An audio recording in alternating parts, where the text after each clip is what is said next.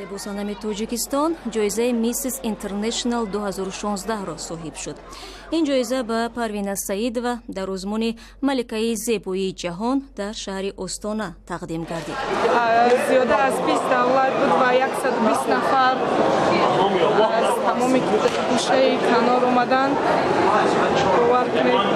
боварӣ надоштам.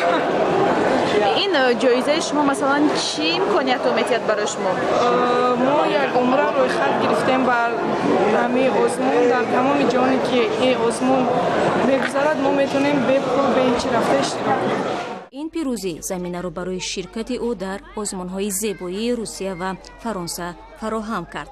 Саидоваи 27-сола 2 соли пеш ба ҷаҳони муд бо кӯмаки тарои тоҷик Хуршед Сатторов ворид шуд. худи Парвина сирри муваффақияташро дар бозори клипсозӣ ва нақшофарӣ маҳз чеҳраи зебо ва қадду қомати расояш медонад, ки баъд аз таваллуди 5 фарзанд ҳам зиёд тағйир накардааст.